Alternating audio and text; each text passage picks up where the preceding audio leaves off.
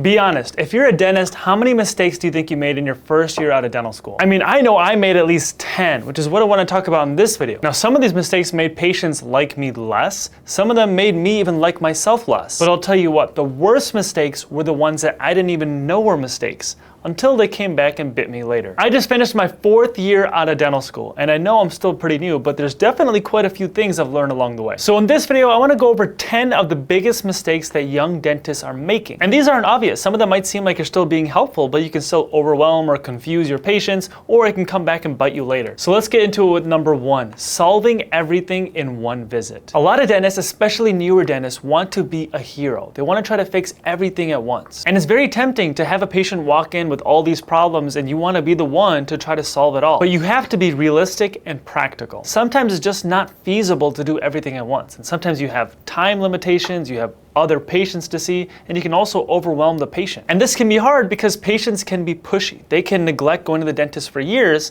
and then they can try to push you into doing everything and trying to solve all these problems at the same time. So for example, let's say a patient walks in, they have like a few missing teeth, they have some tooth pain, they have some cracked teeth, they have a tooth with an infection, and then they also want dentures and they wanted it yesterday. Sometimes you can put certain things in the back burner and focus on the major things right now. And instead of focusing on something 10 steps ahead, start focusing on just getting the mouth healthy and getting you out of pain. They also might have a very significant medical history, and this might also complicate things. It might delay certain treatments. And when it's a really big treatment plan, it can be a lot for the patient to take in all at once. The patients can't absorb that much information at once. It's kind of like trying to drink water out of a fire hydrant. Instead, if you set clear goals and clear phases in their treatment plan, it helps build trust and keeps expectations manageable. You don't want to set unrealistic expectations. Now, mistake number 2 is chasing speed over skill. Now, this is something that I don't think is entirely a newer dentist's fault. This is essentially when you're trying to get really fast at your dentistry. Like, you want to do a crown prep in 5 minutes. You want to do your filling in like 10 minutes. You want to get everything done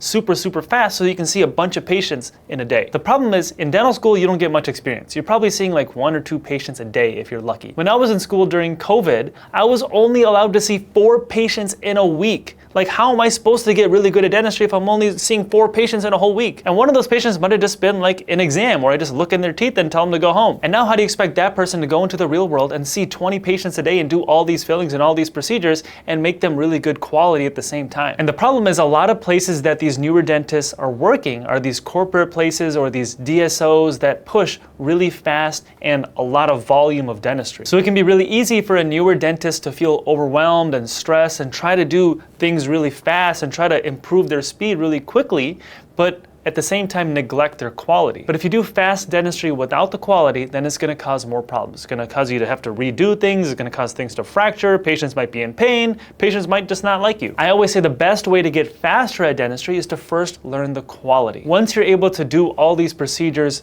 and you know you're going to do a really good job, then you can try to increase your speed. And in fact, your speed will naturally increase the more you do these things at a higher quality. But if you try to get really fast right off the bat, you can pick up a lot of bad habits. And then even if years go down the road, you might not have good quality dentistry. Number 3 is ignoring the occlusion. The occlusion is how your teeth come together, how you're biting. This is one thing that I see all the time. A dentist does a filling, for example, and the filling looks great, but they don't really check the bite. Like, they might check it a little bit and they think like, okay, it's good enough. You want to make sure that that patient's bite pretty much feels the exact same as when they walked in the door. And that might mean even spending an extra 5 or 10 minutes just adjusting the bite, whether you're doing fillings or you're doing a crown or veneers, whatever the case is. It's kind of like if you were building a door and it just never fully closes right. You're probably either going to keep hearing complaints or the patient's just going to try to get used to it. Now, while some patients might be able to get used to it if it's not perfect, there's some that will cause a headache, not just for them, but also for you, because this can lead to a lot of pain, like when they brush their teeth or when they're chewing on food,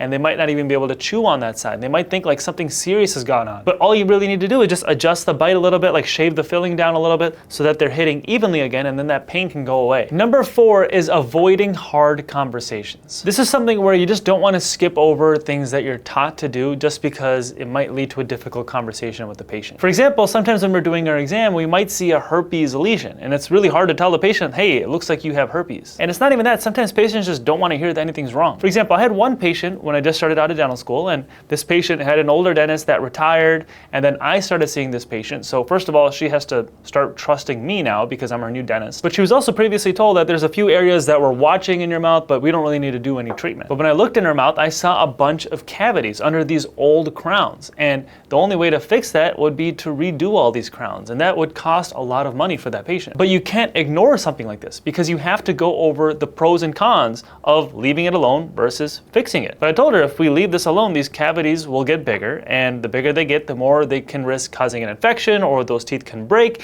and then you might end up losing a lot of these teeth. And conversations like this might lead to patients, first of all, not really trusting you, or not believing you, or not liking you. But at the end of the day, I do think patients will trust you more if you address these difficult conversations, especially if you do it in a calm and professional manner. And the biggest thing is you're doing your job. You're not doing the patient a disservice. Now, number 5 is treating everybody the same. Essentially, you're not tailoring specific treatment plans to your patient. Look, we have general guidelines for treating patients. Like if there's a certain problem, then we generally do this. But this doesn't always apply to every single patient. The patients have different emotions, they have different economic considerations, and they have their own opinion. Your goal should be to educate the patient on the pros and cons of certain procedures. That way you can guide them into making what the best decision is for them. But you can't force them to make a certain decision. And this is something that's definitely hard to get used to because there is usually a gold standard for treatment. Like usually there's a general best thing you can do in a certain situation. But patients might not always want that treatment. And you might be forced to do something that you wouldn't want to do in your own mouth. But you have to remember, it's not your mouth, it's the patient's mouth that you're treating. Number 6 is not taking enough photos. This is something that not many people are talking about, but especially now I think this is important because the technology and everything has been improving, and the technology in dentistry has been improving as well. Now we have more AI getting involved in dentistry, and we have these things called scanners, which can basically scan your teeth. But I think the simple thing that newer dentists and pretty much every dentist should be doing is taking pictures. We have these things called intraoral pictures, which can literally take a picture of every single one of your teeth. I'm not talking about X-rays, but like literally a physical picture. This is great for documentation, communicating, kind of explaining to patients like what's going on in their mouth so they can actually physically see what's going on. But also it improves your skills. Like when you're a dentist and you take pictures of your fillings, like of your preparations, like before and after you do a filling, or your crown before and after you do a crown, it really helps you get better because the camera never lies. They always say like a camera adds 10 pounds, and it does the same thing to your fillings or your other dental work.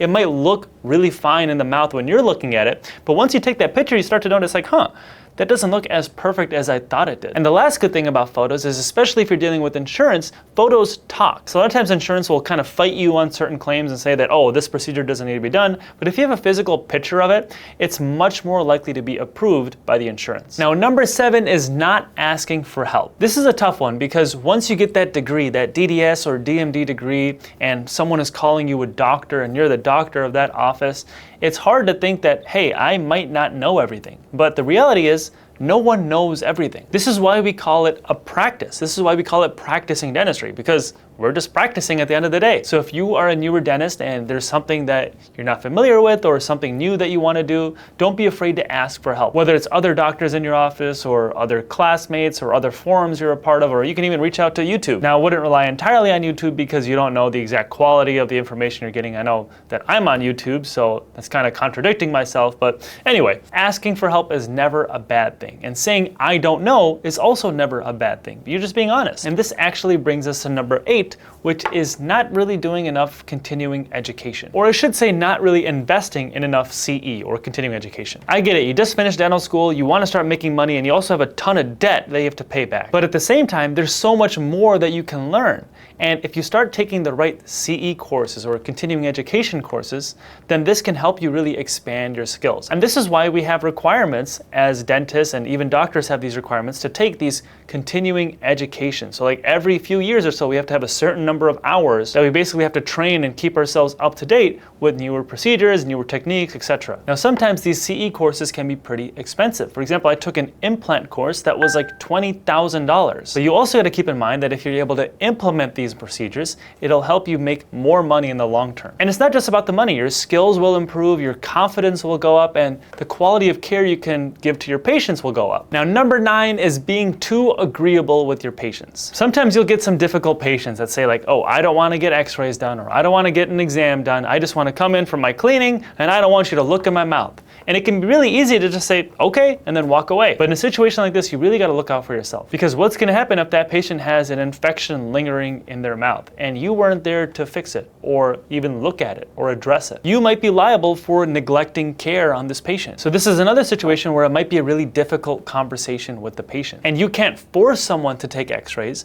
but you also can't allow someone to just keep coming in, getting their cleanings and never getting an exam or x-rays done. So in a situation like that, you might have to part ways with that patient if they're not gonna budge. And they might end up finding a different office, but you don't want that patient at your office. Trying to please every single patient can sometimes backfire. So this is what you wanna keep in mind. Now, number 10 is not taking care of yourself. Dentistry is a stressful job. Not only are the skills stressful and hard to master, but also sometimes you're managing difficult patients, you're also managing your staff, and sometimes those things can be hard to juggle. Now, at the same time, doing dentistry itself is not good for your body. The drill is not good for your ear. When you're bending over, it's not good for your back and your neck, and it can cause a lot of pain and problems down the road. You wanna make sure that you really focus on having proper posture. It might have gotten you through dental school, but in dental school, you're really not seeing that many patients. When you start working on actual patients, like all these patients in a single day, and you keep doing that bad posture over and over, and then you're also trying to get all these patients out of the door because you're running behind, then it can really start to take a toll on your body. So take the time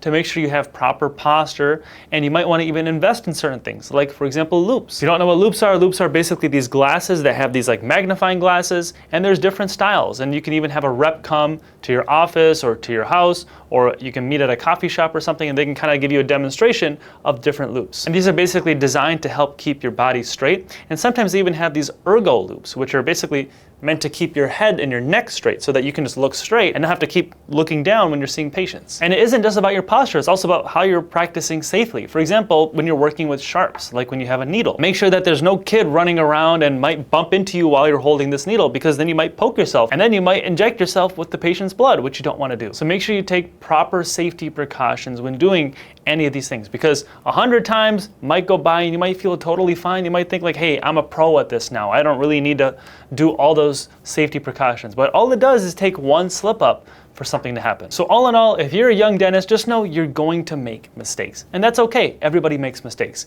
And even when you get older, you're probably still going to be making mistakes too. Heck, I still make mistakes. And I know people practicing longer than me that still make mistakes. Mistakes happen. But if you can avoid some of them, that's already going to be so much better. And if you avoid the ones that I mentioned, it's going to make your life so much easier, because I went through those mistakes and hopefully you don't have to. And if you're a patient or a dentist watching this, let me know in the comment section below if you had a dentist make a mistake on you, or if you know of a mistake that you made with some of your patients. And as always, thank you guys for watching. If you haven't already, hit that thumbs up button and subscribe to my channel below. And I will see you in the next video. I'm always surprised to hear how many people think dentures is just a normal part of aging. Wow, you're 60 years old and you still have your natural teeth? Really impressive, man. No, this is totally normal. You should have your teeth for your whole life. It is not normal to end up in dentures. And the truth is, you might even start to lose your teeth even sooner than you might